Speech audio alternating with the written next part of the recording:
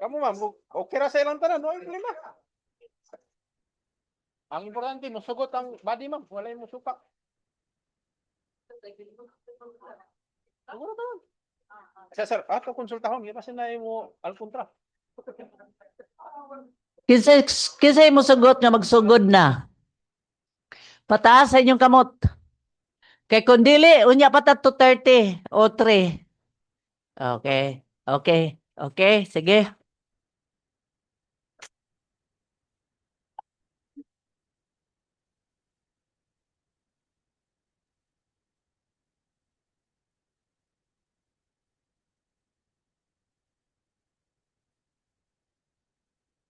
Okay, the 30th regular session of the 21st City Council is now called to order. Invocation by Honorable Councilor Yan Lamlim, followed by the singing of Lupang Hinirang and the Cagayan de Oro March. Please rise. Maayong hapon sa atong Chairwoman, Vice Mayor Jocelyn Bibot Rodriguez, sa akong mga kauban 21st City Council, ug sa atong mga bisita na sa likod. Maayong hapon sa tanan. Ang mga oros lang ang dili. Let's bow our head. Heavenly Father, we come before you today with humility and gratitude as we begin this regular session of the City Council.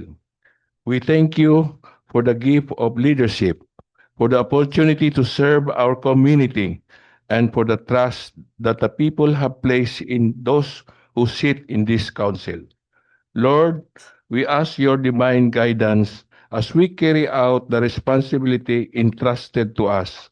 Grant our leaders wisdom and understanding as they deliberate on matters that affect the welfare, the safety, and the future of our city. Help them to listen with open mind, speak with honesty, and decide with fairness and integrity. May every discussion in this hall be guided by a sincere desire to serve the common good. Remind us that leadership is not only a privilege, but also a responsibility to protect the interests of our people, especially those voices are seldom heard. Inspired our council members to act with courage, with difficult decisions must be made, and with compassion towards the need of every citizen. We also pray for the unity among everyone present today. Even when opinions differ, help us to respect one another and to work together with patience, understanding, and cooperation. Let this session be marked not by division, but by a shared commitment to progress and betterment of our community.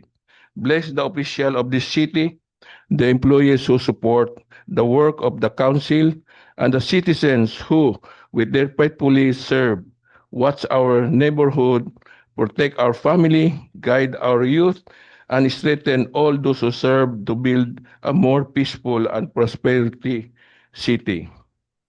May the plan we discuss, with the resolution we pass, and the action we take today reflect wisdom, justice, and compassion. May everything done in this session contributes to the growth, harmony, and well-being of our beloved city. We place this meeting and all our effort into your loving hands. Guide us always in the path of service, truth, and righteousness.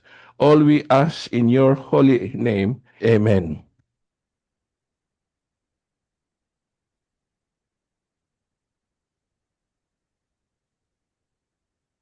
Mga kababayan, ang pambansang awit ng Pilipinas. Kayang magiliw, hewas ng sinakalan, alam ng puso, sa dikit mo'y buhay.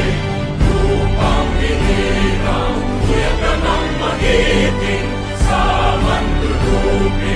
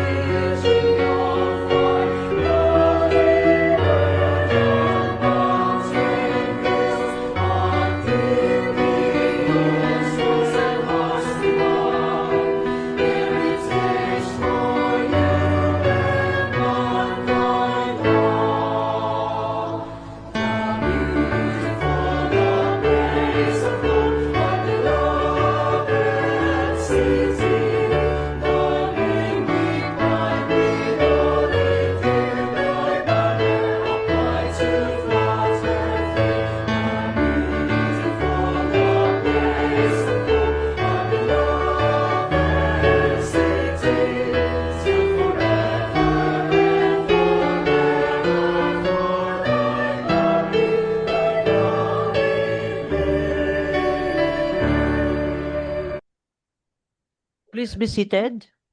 Mr. Secretary, please do the roll call. Honorable City Vice Mayor Jocelyn B. Rodriguez, Presiding Officer. For the First District Councilors, Honorable Desiree Ann M. Dahino, Honorable Roger G. Abaday, Honorable Juancho R. Pascual, Honorable Agapito Heriberto G. Swan, Honorable George Christopher Q. Goking, Honorable Moreno Y. Daba Defort, Honorable Alpi Ligaspi Sr., Honorable Amy Rose P. Moreno. For the Second District Councilors, Honorable Ivuna Yasin B. Imano, Honorable Maximo T. Rodriguez III, Honorable Paulo Nicolo Gaani, Honorable Joylen Mercedes L. Balaba, on leave, Honorable Yanlam S. Lim, Honorable Enrico D. Salcedo, Honorable Hilda Ong Ogo, on leave, Honorable Edgar S. Cabanlas. For the ex-officio members, Honorable Marlo L. Tabak, Liga ng mga Barangay President, Honorable Kenneth John D. Sakala, City Escape Federation President, and Honorable Dr. Roberto P. Cabaring, IPMR. There is quorum, Madam Presiding Officer. Quorum is hereby certified. Maayong hapon, councilors. Maayong hapon, of course, our majority floor leader. Maayong hapon, wala pa. Maayong hapon, Mr. Secretary. Of course, ang ganiyang staff, our members from the media, friends from media, and our visitors who are watching us right now, and those who are watching us via live stream, ayong hapon ka natong tanan. How was your weekend? It's going to be a long weekend. Friday, Saturday, Sunday. So, does it do you good? Ganahan mo, ibalik na to sa 5 days. Kulang. Ha? Yeah, so it's going to be 8 to 5, Monday to Thursday, because Friday is a holiday. So our staff will be working the same time, 8 to 5, dayon kay holiday pagka Friday. Then we go back to 8 to 7. So, lesser traffic this time during weekends. So, majority floor leader, ever active, marathoner, murag lupigan ko anida. Oh. Thank you very much to our ever loving Vice Mayor. You know, our Vice Mayor has been with us despite the fact that this is season crutches. Wala niya gisapayan ng sakit o ang kalisod, pagliyok-yok.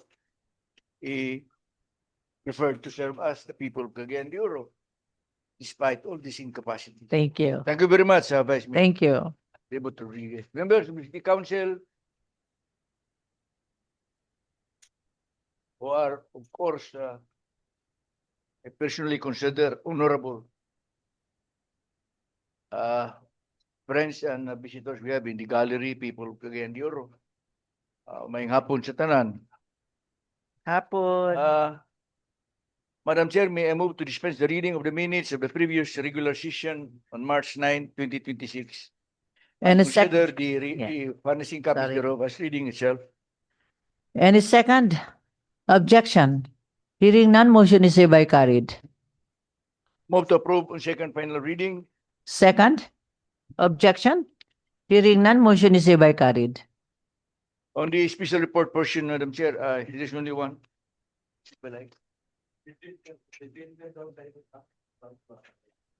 Yes,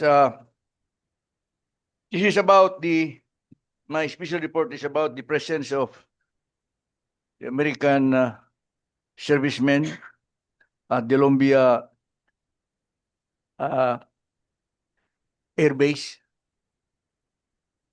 which is now becoming the topic Yeah. of intense discussion among the people of Cagayan de Oro in the social media. Ganyan sa buntag, kung nala ni Binisayo, ganyan sa buntag, di naman ang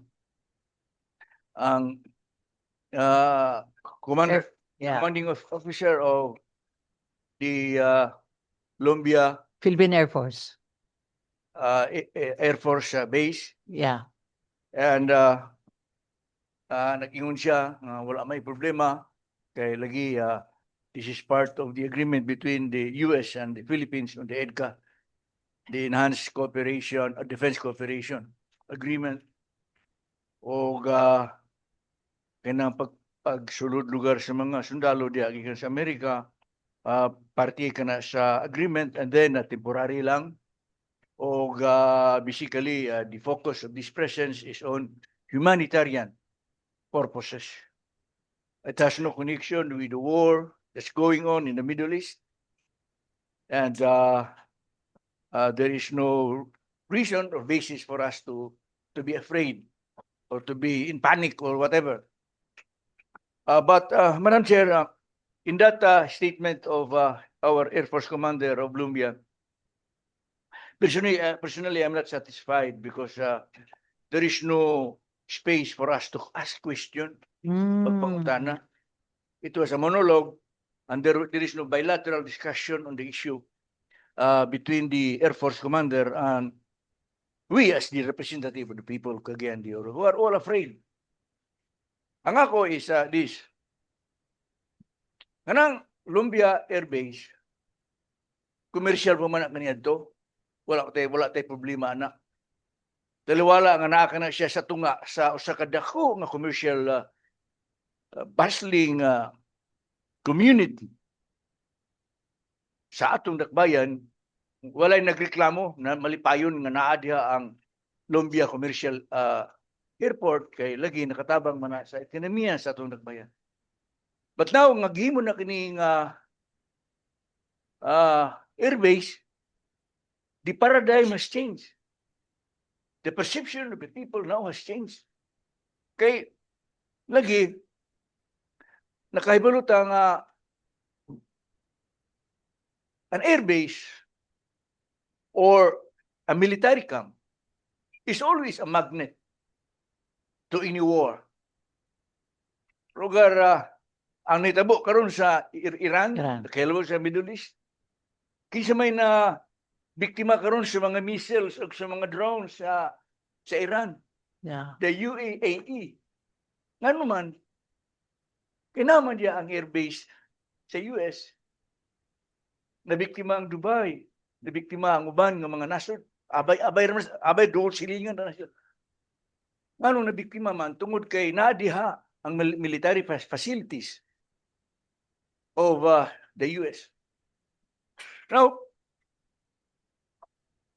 ita din sa Pilipinas, ang Cagayan de Oro is the number 9 military installation where EDCA allows the American foot soldiers to be temporarily stationed. Pwede sila makasulod din and then build facilities, military facilities. Ikanuibi. Ang uban nga mga areas, military solutions where EDCA allows the Americans to be present. Lagyo man ni sila sa mga Residence. komunidad. Lagyo sa komunidad. Now, kanang atong Lumbia Air Base, nagito nga ang taon sa nadia ang Pueblo, nadia Xavier. ang Silver State. Civil State, nadia ang mga dako kayo nga mga subdivisions Subdivision. and future subdivisions. It has gone so big. The growth of that area there, the uptown has gone has been rapid, fast, and it has generated employment and it has invited investors. Pero karon nga naana diha mura og sa atong nagakadunggan murag negatibo na. Naanang kadlok. No, di man ta supak na di man ta supak nga kay lagi part man na sa atong defense posture as an independent sovereign country. But ang ako isa, how can we assuage these doubts and fears, these threats that the people of Cagayan de Oro are now being subjected to? Kung saan ito na pagkalma, how to calm this our people of Cagayan de Oro with all this perceived, mga missile daw na maabot sa ato kung kagubat ng China. No. So, mukha na naraba kita karoy kulba pod nga relasyon nga di maayo sa China. So, muni akong plano, Madam Chair. Akong iwan sa atong mga members ng group. Imbitaho na to. Yeah. Let us invite so that we can ask question. Ang kining ang atong commander diya Yes. sa Lumbia in a freewheeling dialogue, friendly dialogue with them, in a frank and sincere dialogue with them. The fourth ID commander, Yeah. the police, and the DILG. Kana tingali nga mga personalities, the regional territory be here present. Mag-dialogue ta in a plenary para nga madunggan na to. Aron nga makabati ang mga tao nga dili di kulba ni. Okay. Kay nakadungog ra ba ko nga I know kung anong tingali kining fake news na basin nung nakon nuclear ya. Na, Sus ba ko? sao na lang. So muni akong gusto Madam Chair kung pwede ini sila Yes, yes. maibitar ta sila. Let's give 1 day for that. Kaya mga Okay. tao karon di sa taas. Kulbaan na yun. Yes. Gubang na to din narabas taas ni tao si. Kani mga adunahan na to ang mga membro. So I will not prolong my special report. I will wait for the go signal of the members of the City Council that we will invite these dignitaries and people here before us for some questions. But let us be courteous. Yes, Let us yes. not instill fear among our people by asking question mga makahatag kakuyaw. So that is my special report, Madam Chair. Yeah. That is a very good suggestion. Me too, because I have lots of questions to ask. So would you rather that we invite the director, Philippine Air Force, that is Director Anselmo T, and also the PNP and the ILG, the Fourth ID, who else?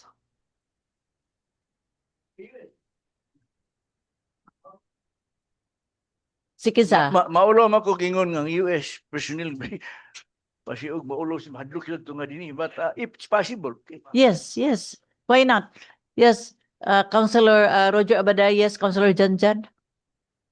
Thank you very much, Madam Chair, Majority Floor, and all my colleagues in the 21st City Council and all people who are watching us, listening us today. No, I supposed to deliver my special report, but Majority Floor said that I will be the one to report. But I prepared, Madam Chair, for purposes of public information. Now, as a chairman of the Committee on Public Order and Public Safety, the forthcoming Balikatan exercise 2026 in this city present both significant opportunity and critical responsibility for local governance. Actually, the Balikatan is scheduled from April 20 to May 13, but there is no military warfare exercise in Cagayan de Oro City. It's in Kalilangan, which is the biggest camp of Philippine Army in Mindanao. Dito ang military warfare. Nakaroon sa Pantalan na Philippine boat ya.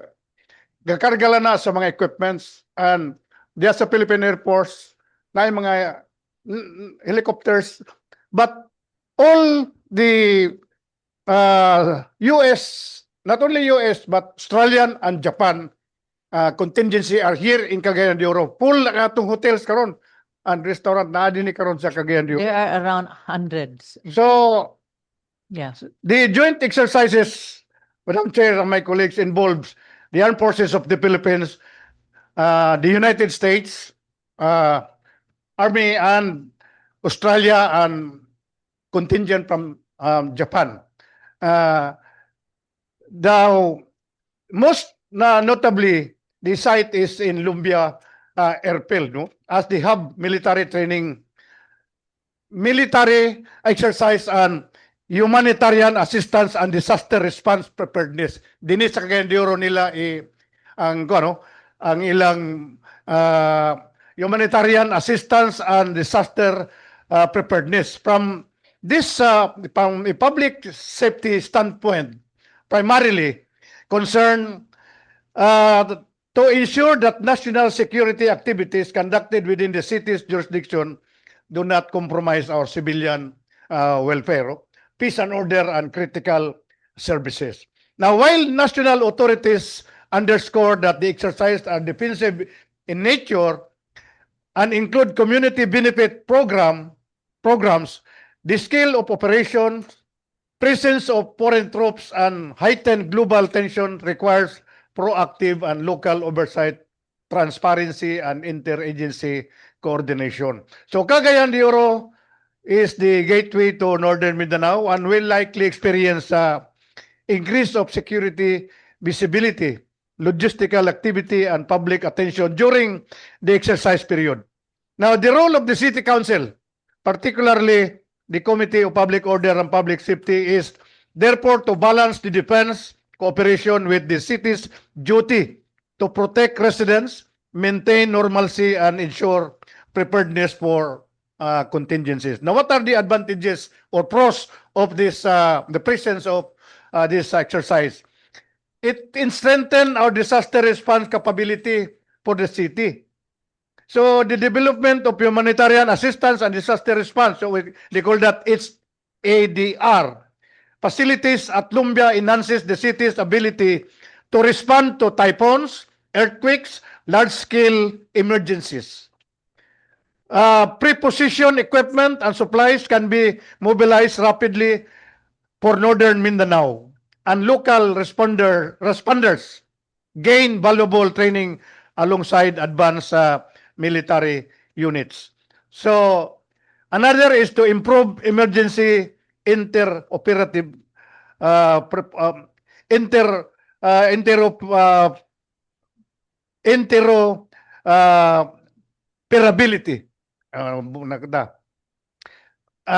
So there is coordination between the armed forces, the allied forces, and the local agencies. It should be improved joint response mechanism, enhances communication system and incident command structure, and evacuation protocols. Build capacity of the City Disaster Risk Reduction and Management Office, or the CDRMO, and other responders. Those are some advantages that they will do in their exercise. Now, infrastructure enhancement and support public, mag-construct po sila sa mga schools din sa atong siyudad Cagayan. Identified barangays nga ilang target. Number 1 is Barangay Lumbia, Barangay Carmen, Barangay Patag, Barangay Bulwa, and Barangay Indahag. So they are now conducting coordination. Ang atong mga hospitals, they are for relief and for exercises o kining disaster precise exercises. So muna ang part of their activity, walay military exercises sa Cagayan de Oro, kundi purely humanitarian assistance and disaster response exercises here in Cagayan de Oro, Madam Chair, Okay. and my colleagues. Thank you very much, Councilor Roger Abaday. For now. That's for now. Anyway, we will know that when we invite the guests. Yes, Councilor Janjan and Councilor Marlo Tabak. Thank you. Thank you, Madam Chair. Just to rejoiner lang, no, of course, sa atong Majority Floor Leader, ang iyang statement. Of course, we commend also our Majority Floor Leader, who is very attentive and also very sensitive when it comes to our security here in the city, as well as on social media. Let us assure also our dearest Cagayanons that they don't need to panic, no? Because sometimes, in relation with the war sa Iran karon, munang gagapanik kita. But let me remind you, of course, and the colleagues as well, layo kita sa Iran. Gani, kung gusto ang Iran mo bomba kanato din sa Pilipinas, unahon pa niya, muagi pa siya sa California. Muna karon ang threat diya sa US. Again, let me Ano, dili reiterate, day makadiretso diri sa Cagayan. dili, Madam Chair, layo kayo ang missile na moabot. Di ra Gani, makita wala po katuan. tayong nuclear. Panagang. Oo. Nuclear din sa Pilipinas. Wala tayong nuclear.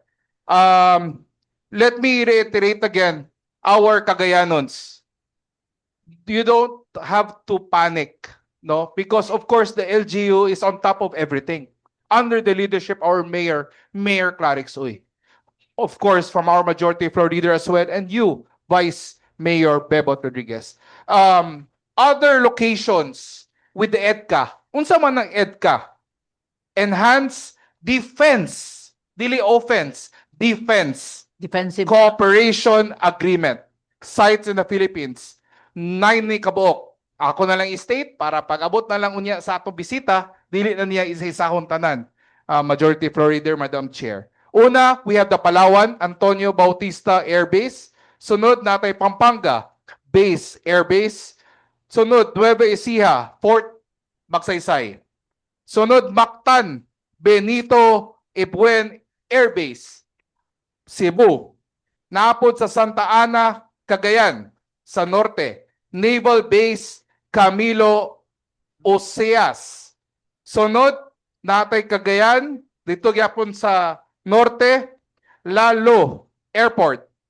Natay Isabela Camp Melchor de la Cruz, and as well as ang atong Palawan, another dito sa Balabac Island, and of course, ang atong hometown, walay lain, the City of Golden Friendship, ang ato Lumbia Air Base.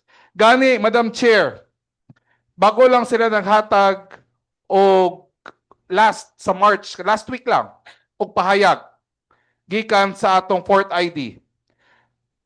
The U.S. Army personnel are present at Lumbia Air Base in Cagayan de Oro is only to conduct joint training exercises with the AFP focused specifically, duwa ra gyud, humanitarian assistance and disaster relief operations. So mao kana, importante pud kayo, Madam Chair.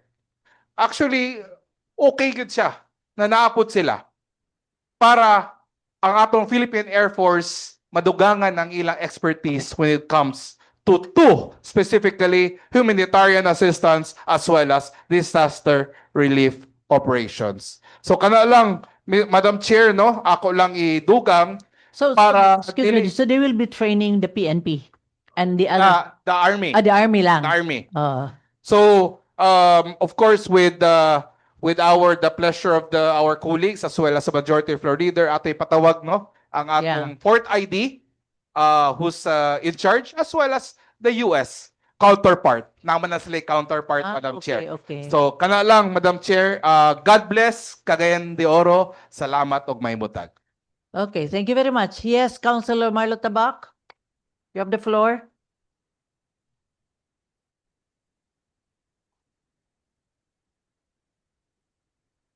Thank you, Madam Chair, and to our Majority Floor Leader. I commend the action of our Majority Floor Leader, Madam Chair, that we need to invite them. Wala tay question sa training sa atong Armed Forces of the Philippines. But the movements of these military personnel, U.S. military personnel, because it reminds me the incident of killing last October 11, 2014 at the Olongapo, the killing of a trans woman, Jennifer Laude. During the Visiting Forces Agreement and IDCA in Olongapo, a civilian Filipino was killed by a military personnel during the training. Muna ang atong pasalamat sa atong Majority Floor Leader Yes. for bringing this. Aron may bawaan nato og unsa pay movement kay musugutag sa dili. Maglaag magyud na sila.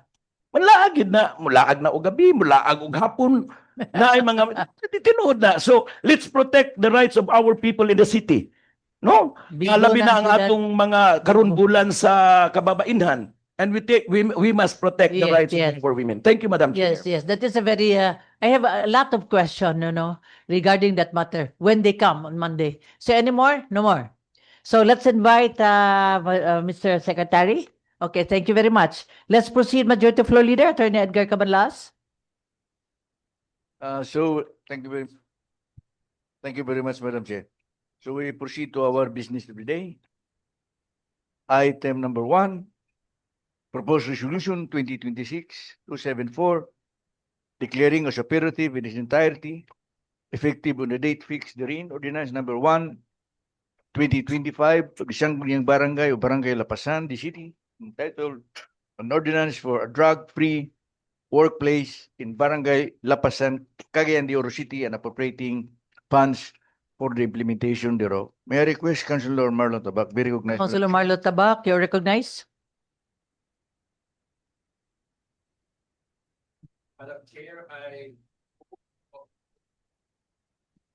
Madam Chair, I move to approve proposed resolution number 2026-274. And a second. Objection? Hearing none, motion is hereby carried. Move to approve second final reading. Second. Objection? Hearing none, motion is hereby carried. Item 2, proposed resolution number 2026-275, declaring as operative in its entirety, effective on the date fixed therein, ordinance number 3-2025, series of 2025, of the Sangguniang Barangay, Barangay number 1, the city, entitled An Ordinance Amending Barangay Ordinance number 1, series of 2020, imposing a fee for the issuance of barangay clearance for business permit, barangay construction permit, at the rate of 1,000 pesos for both business and construction permits, and authorizing the city treasurer of Cagayan de Oro to collect said amount from all applicants for business and construction permits located within the area of responsibility of Barangay 1, this city. May I request Councilor Ali Gaspi be recognized, Madam Chair? Councilor Ali Gaspi, you're recognized.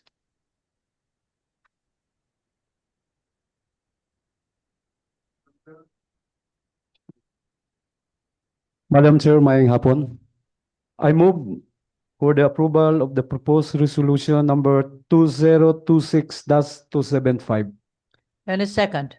Objection? Hearing none, motion is hereby carried. Move to approve second final reading. Second. Objection? Hearing none, motion is hereby carried. Item 3, Turks, please. Last one. Item 3 is proposed resolution number 2026-276, declaring as operative in part ordinance number 5-2025 series of 2024 of the Barangay Council of Barangay Makabalan, this city, entitled An Ordinance Adopting the Official Logo and Seal of Barangay Makabalan, City of Cagayan de Oro, prescribing its proper use, providing penalties for unauthorized use and for other purposes. With the recommendation to amend penalties provision under Section 6, penal clause thereof, to conform with the provisions of Section 391, paragraph 14 of the Local Government Code of 1991, and to delete the phrase imprisonment not exceeding 6 months or both at the discretion of the court, considering that the imposition of the same is beyond the power and authority of the Sangguniang Barangay to enact or approve. May I request Councilor Maximo Rodriguez III be recognized, Madam Chair? Councilor Janjan Rodriguez, you're recognized.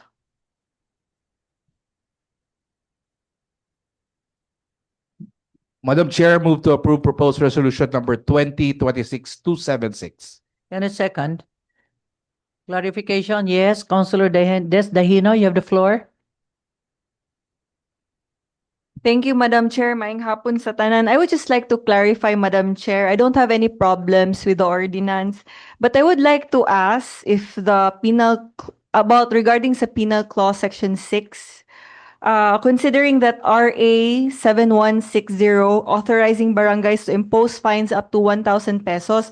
However, is the imposition of imprisonment also within the legislative authority of the Sangguniang Barangay? Thank you, Madam Chair. Yeah, that is already deleted. It is deleted in this proposed resolution. Okay, so we already deleted it. Okay, any second? Objection? Hearing none, motion is hereby carried. Move to approve, Madam Chair, second final reading. Second. Objection? Hearing none, motion is hereby carried. Item 4, proposed resolution number 2026-277, returning to Barangay Council of Barangay Indahag, the city. It's ordinance number 21, series of 2025, entitled An Ordinance Mandating all tourism, leisure, and recreational establishments within the territorial jurisdiction of Barangay Indahag, Cagayan de Oro City to grant discounts to bona fide residents of Barangay Dahag and for other purposes with information that said ordinance is ultra vires or beyond the power and authority of the Sangguniang Barangay to enact or approve and therefore cannot be given force and effect. May I request Councilor Paulo Gani be recognized. Councilor Paulo Gaani, you recognize. Salamat, Madam Chair. Salamat, Majority Floor Leader. I move for the proposed resolution number 2026-277. And a second. Objection? Hearing none, motion is hereby carried. Move to approve second final reading. Second. Objection? Hearing none, motion is hereby carried. Item 5, talks. Item 5 is for omnibus approval of proposed resolution number 2026-278 up to 2026-279. Declaring as operative in their entirety, effective in the date fixed therein, respective Sangguniang Kabataan resolutions covering the annual budget for calendar year 2026 of the herein mentioned Sangguniang Kabataan of the Barangays of Cagayan de Oro City, to wit: A. Resolution number 2, series of 2026 of the Sangguniang Kabataan of Barangay number 1 with an estimated income of 511,890 pesos. And B, Resolution number 002, series of 2026, the Sangguniang Kabataan of Barangay number 30, with an estimated income of 548,432 pesos. May I request Councilor Kenneth John Sakala be recognized. Councilor Kenneth Sakala, you recognize. Thank you, Madam Chair.